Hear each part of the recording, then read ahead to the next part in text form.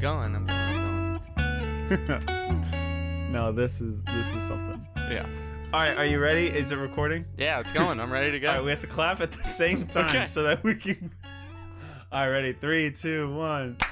All right, well that works. Okay.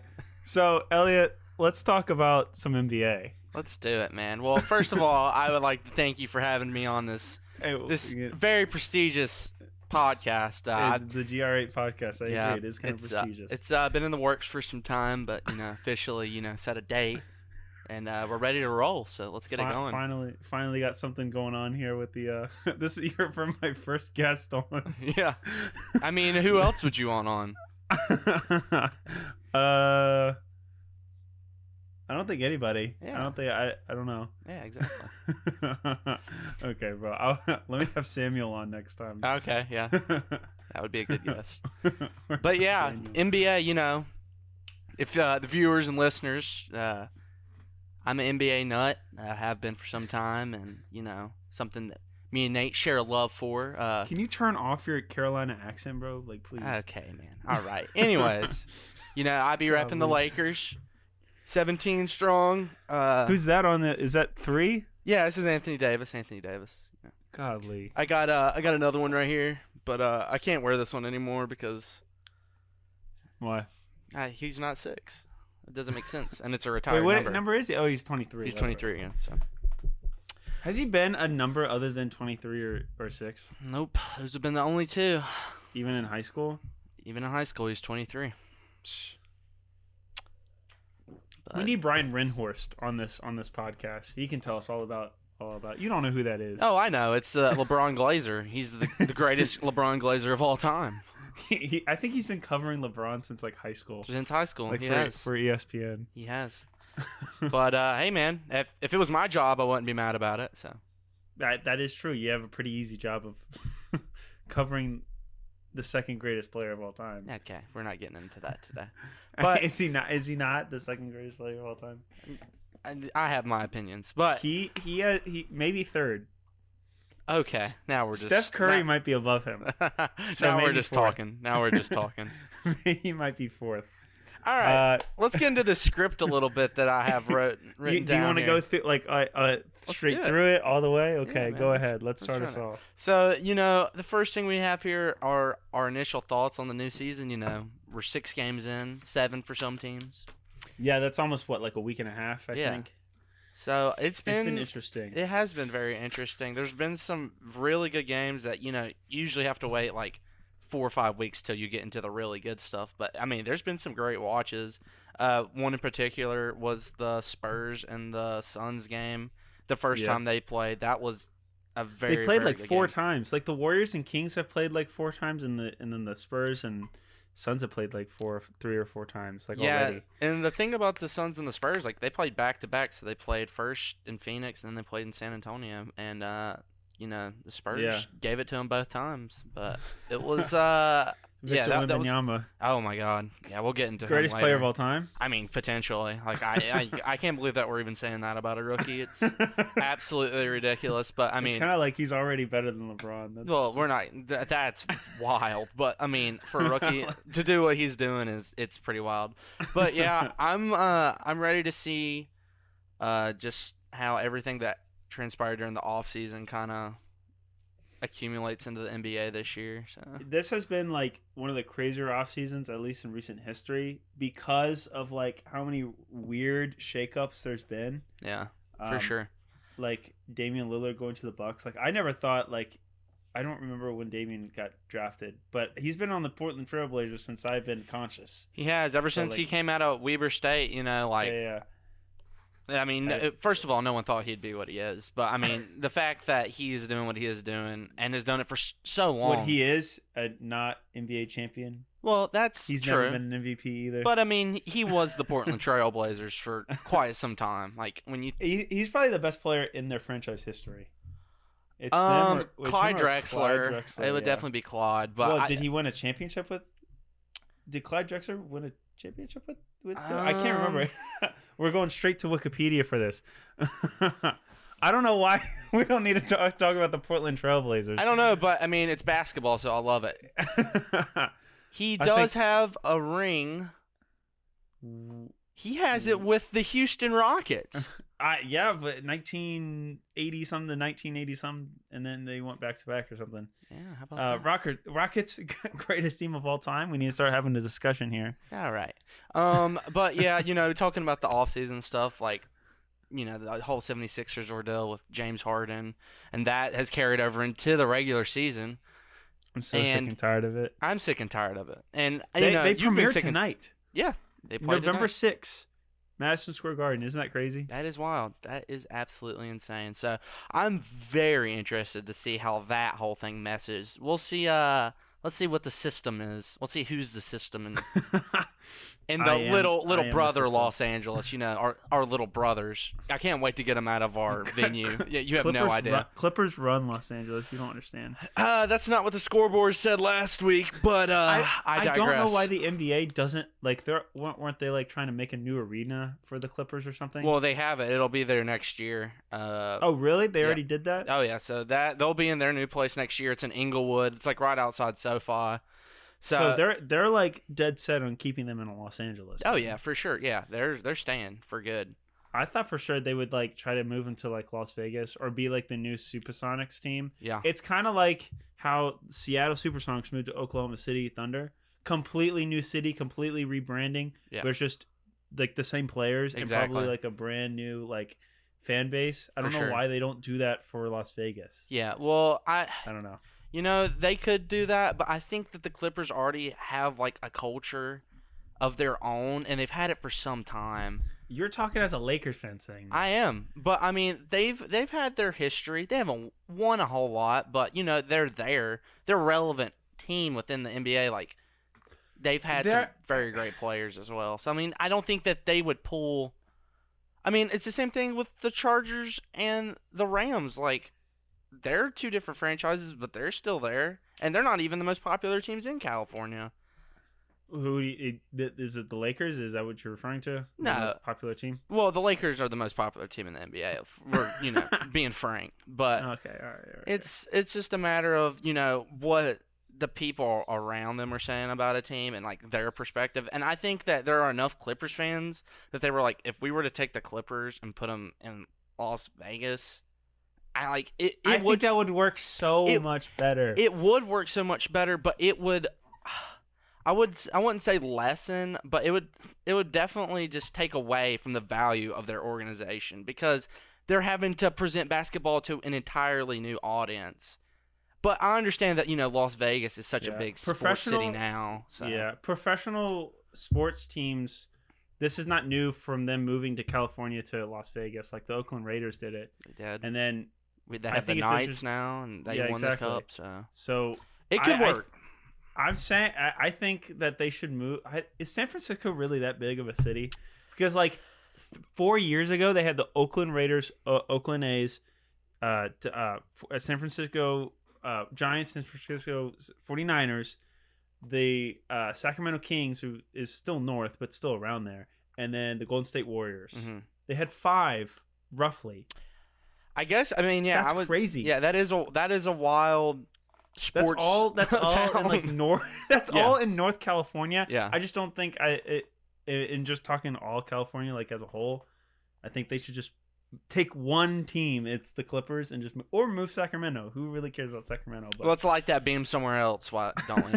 Let's dude, throw them in their own. The beam would be so cool, right where the big ball is in Las Vegas. Whatever, bro. Whatever. Light the balls. But anyways, let's move on and talk a little bit about our personal teams. I'll let you. I've talked about mine a little bit. You can talk about yours. Rockets are the greatest team of all time. Fred VanVleet, Alperen Sengun, Jalen Green. Jalen Green's the greatest player of all time. Dylan Brooks, greatest player of all time. Amon Thompson, our a third or fourth draft pick, is out for the next couple weeks. That kind of sucks. Right. The rotations look so much better with Ime Udoka. We had Silas Stone in the last 2 years, and literally he was just driving our organization into the ground. Right. So it's good that we actually picked up Ime Udoka. I don't know if he's happy about it. Yeah. Because he could have got so many better offers. He kind of picked the first one and ran with it ever since he got fired from the Celtics. But the Rockets are looking up. 2-game winning streak. Let's go. There you That's all I go. gotta say. Hey, man. Come on. Yeah, I would say the best thing about the Rockets, I'll give you guys a little compliment, is their youth and the core that they have. If they build around, Sengun and Green and then Thompson like that is a great, very, very strong, athletic young core, and they can all play multiple positions. Different guards, different forwards. So that is on the upside for them. And Ma, he's a great coach. I mean, he got the Celtics to finals. Yeah. Even though they didn't win it, but things happen. He has finals experience, and now he's playing with like the AAU team of NBA. So well, you talk about experience. I mean, you also have Fred VanVleet, former champion. Yeah. He's ran a team for the Toronto. I mean, after Kawhi left, he had to take over, so he has experience as being a leader. And if you can pull those guys together, like you could definitely see them, potentially in the future, being a play-in or a potential lower seed playoff team. So hopefully we get it. I think we sort of got it figured out, especially with our offense. Yeah, running it through Sengun a little bit more because he's Right. probably our best player. for sure. Dylan Brooks, like as much as I hate the dude, he's not as bad as Draymond, so I'll take that. But he's like kind of a loose cannon, and Right. honestly, the Rockets kind of needed a loose cannon because everybody's just like been running around doing like whatever they wanted. Right. But now it's like Dylan Brooks and company are like, all right. Yeah. He kind of brings some added and much needed moxie to a group of guys that literally didn't have themselves or have an identity within the NBA. So I think that's the main reason that they brought him in there, is to build an identity around Houston again, because for so long it was the guy that cooked, as in Mr. Harden. But I'm so glad he's gone. Yeah, I would be too. The last offseason, like Rockets fans were like, we need to bring back half of them were like, we need to bring back Harden. Half of them were like, do not bring him back. And I was like, do not, and under any circumstances, do not bring that man Absolutely not. Yeah, that would have been very detrimental to that franchise. But I'm going to talk about my team here. Here we go. The Los Angeles Lakers, 17-time champions, home of the greatest basketball player of all time, and LeBron James. We're into the season. 3 games. We've had 2 pretty decent wins. We've had a couple of bad losses to some younger teams, but I feel like as the season progresses and we get more guys playing within our rotations, it'll work a little bit better. Rui hasn't played a whole lot in the past 3 games. Gabe Vincent has not really played that much. Cam Reddish is well, no, he got Miami to the finals. It was a big part of that last year, for sure. But one of the bright spots, I will say for sure, has been Cam Reddish's defense. That guy is an animal on defense, and I love pairing him up with a fantastic defensive player, an AD, the Brow. Who's that? I don't know who that is. You don't know who that is? Well, and then, I won't deny some of the, things that we've been facing right now. D-Lo is very inconsistent. Guy doesn't know if he wants to get out of the bed in the morning or if he wants to go hoop. He doesn't know. Bro's got Guangdong, China calling him every single day. I agree. And, he really debates picking up that phone sometimes. Bro needs to start learning Chinese. And then Austin Reeves, gets all that money, and Bro has been, nothing other than he's been nothing. I haven't been following too closely, but I think he's my candidate for most improved player of the year. Okay. I don't know. Well, he played good the other night in the closeout game when we played the Magic at home. Yeah. The Magic are good. They are very good. We just lost to them. For some reason. I don't. It's just youthfulness. It's definitely not Joe Ingles. That man fleeced them. Is the greatest player of all time. He's averaging like 0.7 points, something like that. I'm happy I didn't pay the guy. That's all I gotta say. That's sad. But, a couple of things I'm looking forward to in the season. I want Jared Vanderbilt to come back. That's a big defensive position for us. Like, he holds it down there in the forward position, so Braun can go score. He's like the Lakers version of Jaren Jackson Jr. He is. He is very good, and he was a big part of why we got as far as we got last year. His defense, especially in that Warrior series, was, like, outstanding. And, that was very, very big in our playoff run. And then also, I'm really interested to see our rookie, Jalen Hood-Schifino from Indiana. He is the Purdue killer. So I want to see if that transpires to any team in the NBA, see if he can be a killer against any other team in the NBA. So Wait, what do you mean by that? He's a Purdue killer? I've never Oh, heard he that he owned Purdue last year. He beat them twice. University of Indiana. He dogged them. He put like 30 on what's that guy, Zach Edey? What? He destroyed him. I've never heard this before. Really? Well, yeah. What in the world? He owns Purdue. He beat them twice. He beat them at home That's and then beat them hilarious. at Purdue. So I want to see how his guard abilities transpire to the Lakers. So yeah, those are just some thoughts on my whole team. And then we have the in-season tournament, which is already pretty much in full swing. Is that like every weekend, or does they go throughout the week? You know what, man? I am so lost when it comes to this. I'm pretty sure every time I see an advertisement for this, or I see them talking about it on NBA Today or anything, I just immediately go to ESPN to like read and like try to understand it, and I'm just like half of their promotion of the tournament has been just explaining the tournament because it is so wild because it's unlike anything we've ever seen in sport. And well, it's sort of like the of Premier League soccer. Okay. Sort of when they have like an in-season like tournament group play, but it's very different. It's very different from like how they're doing it here.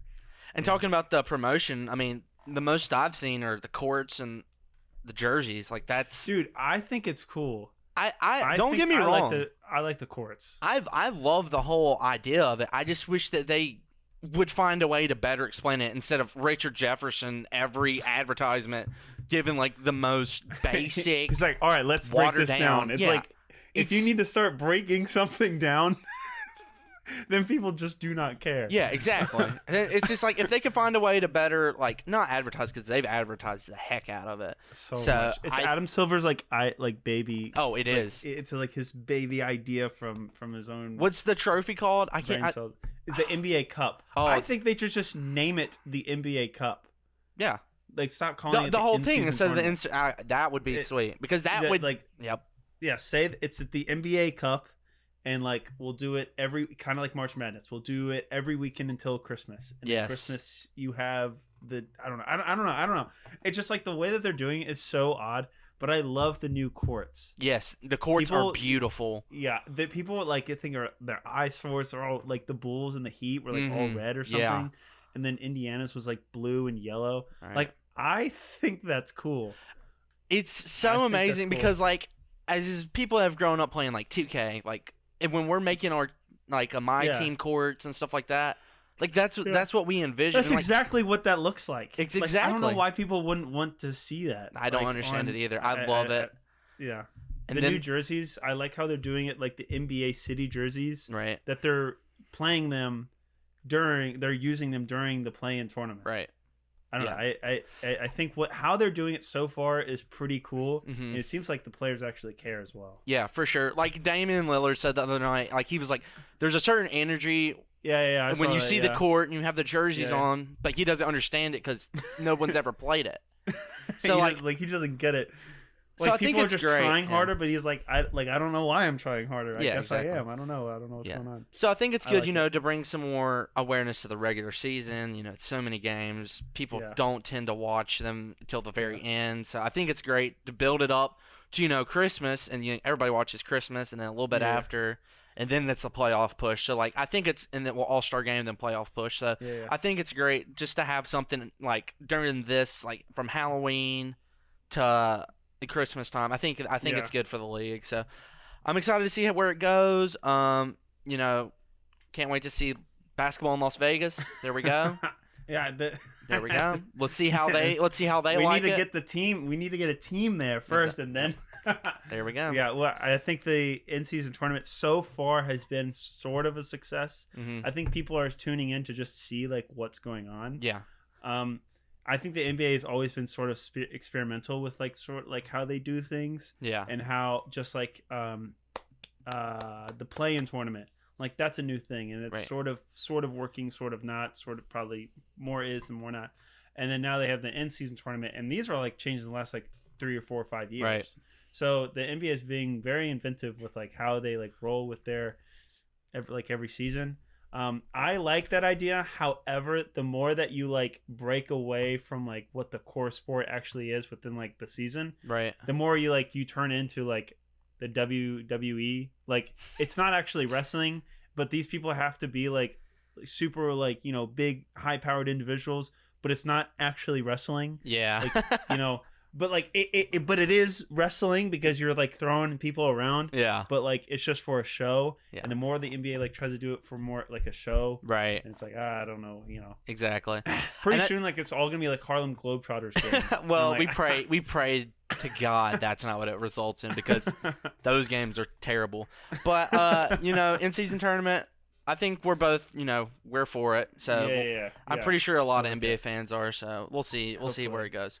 Next talking point. Here we go. What do you think about Skims being the new underwear sponsor of the NBA? I am not talking about this, dude. This is so weird, bro. Let's just say, bro, SGA is looking good, bro. He does look very good. You know what? Let's see how that transpires on the court.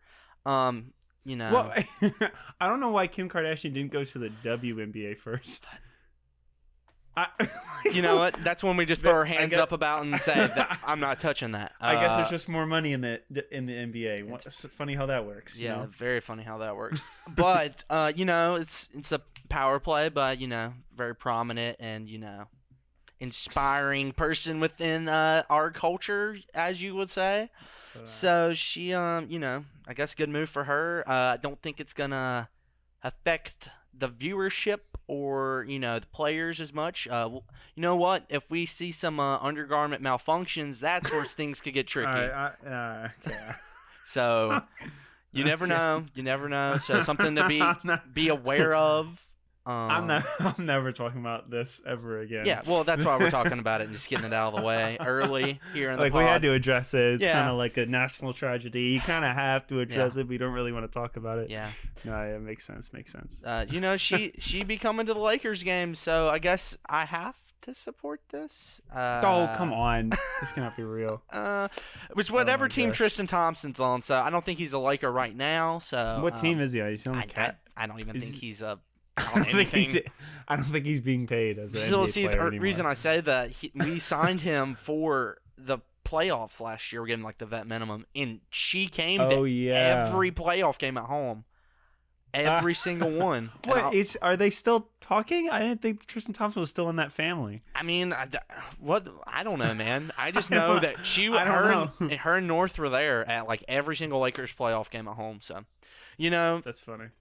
Yeah. So I guess good for her. Good for her brand. Good for her. And let's move on.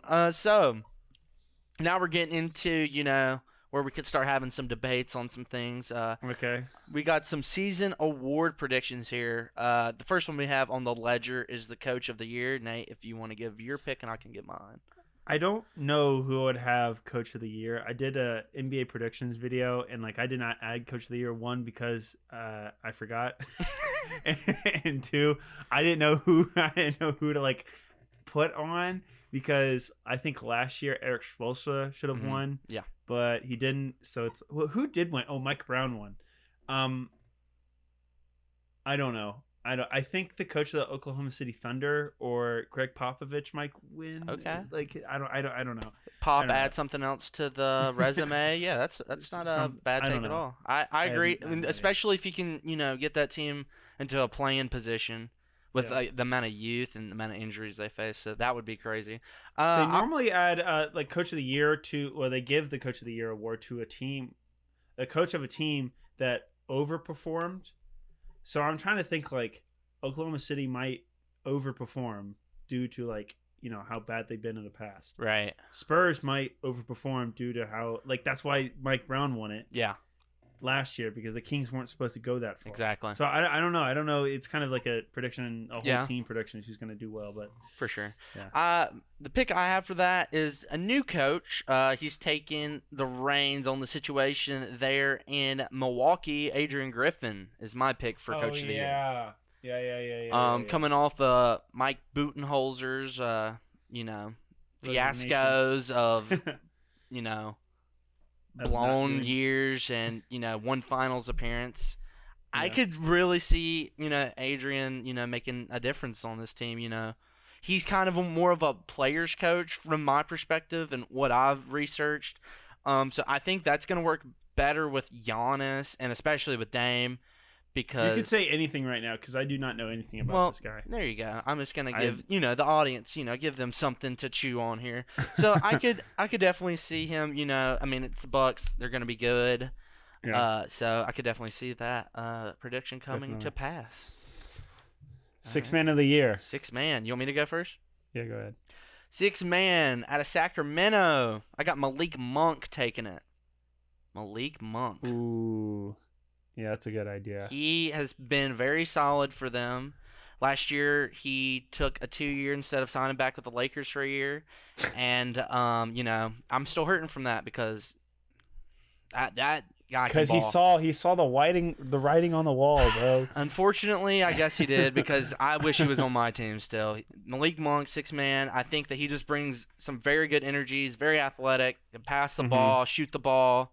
Just makes very good decisions on the court. And off the bench, leading that second unit for the Kings, which can be shaky at times because their depth can sometimes get very confusing, I would say. So I could, and especially like, say, a Kevin Herter is not shooting well that night or, injuries are very prominent on that roster. So him being able to step up, I think that, he fits the role very well, and he performs in the role very well. So I could definitely see him being, six man. Six man, I would probably go. I didn't know because there's like with any. I think that there's more odds on favorites for like six man of the year than there was like MVP and coach of the year. Right. So I was looking up like who should I pick as my six man.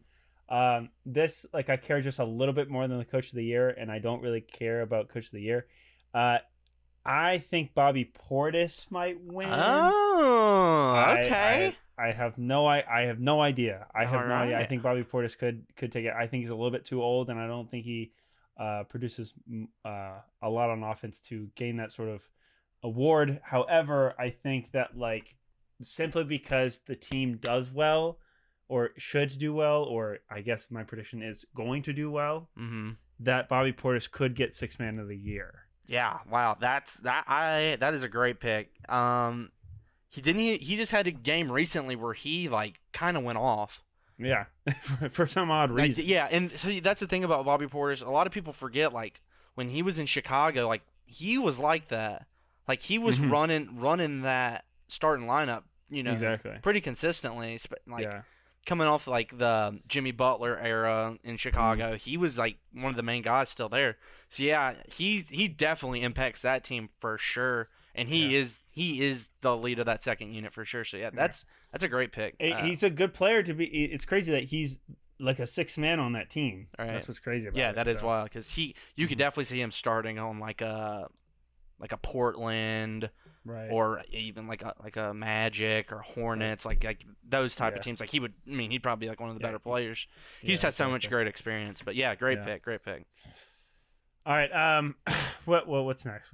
We have clutch player of the year. I don't know if I put clutch this. player of the year. Yeah, clutch player of the year. Is that just what is that?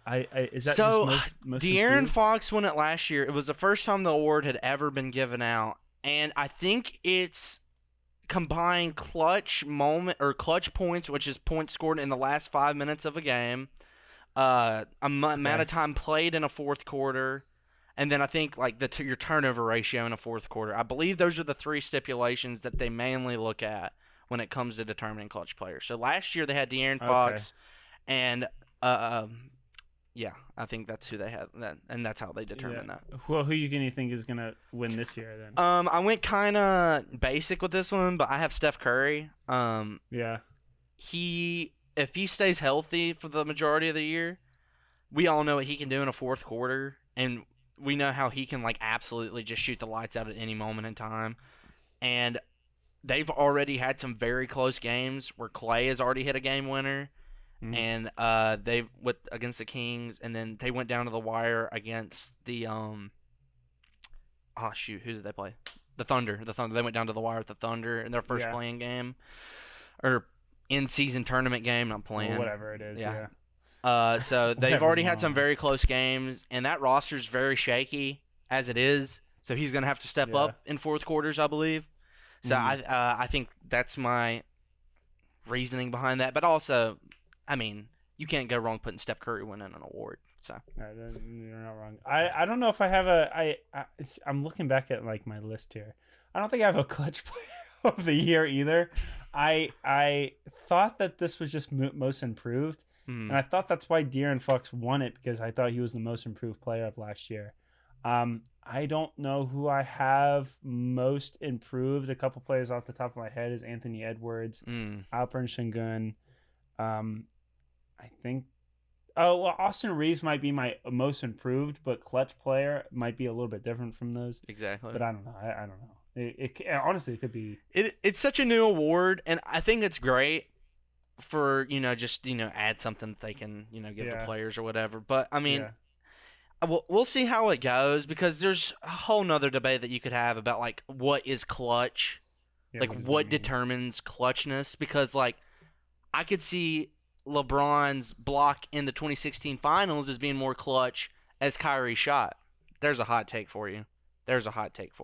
We are not going back to 2016. But see, that's what I'm saying. Like, what is more clutch in that moment? Yeah.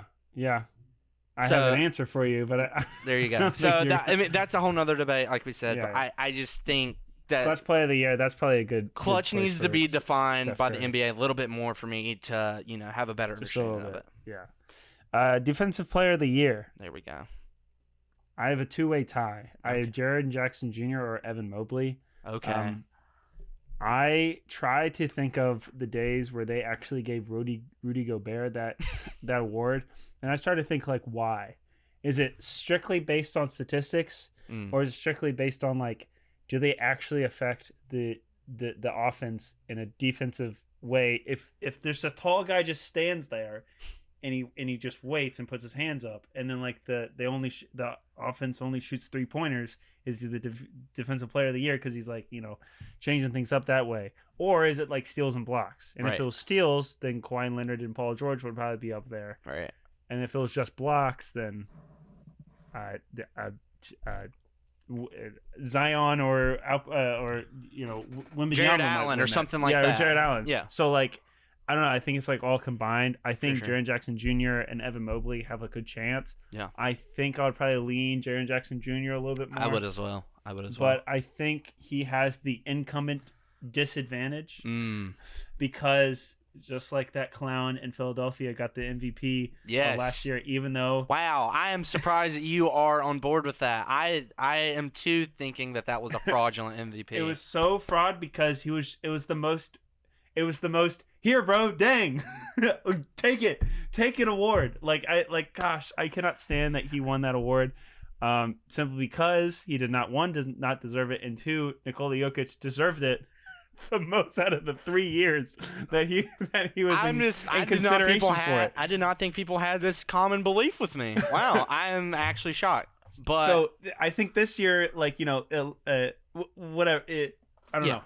We'll get into it into the MVP part. Yeah. Go ahead. Who's your defensive player? All right. I really we got 4 minutes and 30 seconds on this Zoom call because we don't have the upgraded version. Wow. Okay. I've got defensive player of the year Anthony Davis. Nothing. Oh, dude, come on. Nothing needs to be said. Bro. Nothing needs to be said. Come on. When he's on the court and healthy, he's the best defensive player in the league.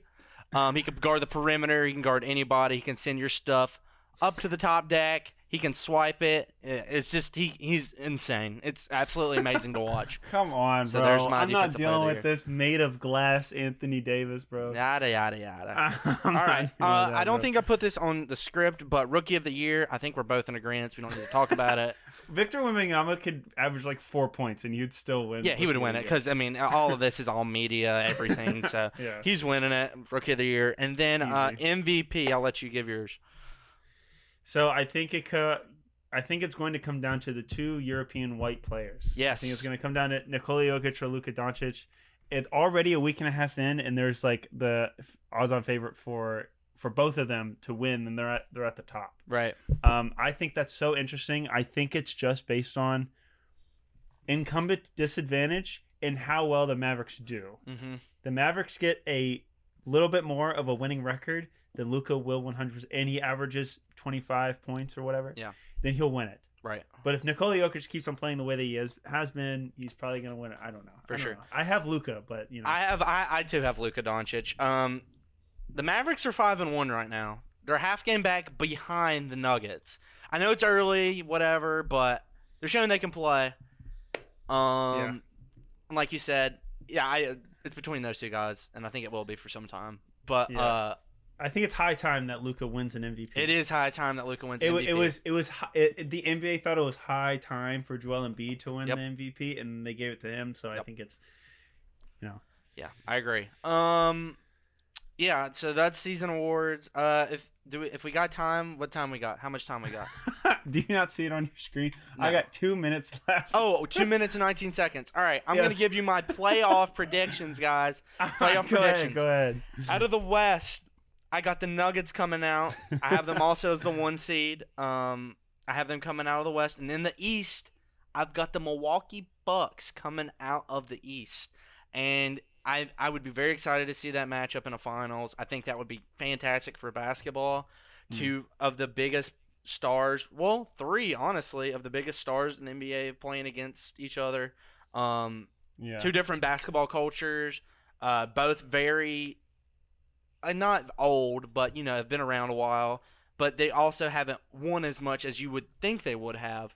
Mm-hmm. So, and in that matchup, I do have the Milwaukee Bucks taking it solely on the fact that Damian Lillard is going to want it. And I think that he wants to prove himself as one of the greatest guards of our generation. He should, yeah. And I think that his dog mentality and I think just his ability to, take over a game is really going to show, especially if he's in a finals, which we have never seen. So I got the Bucks coming out of the East and taking it.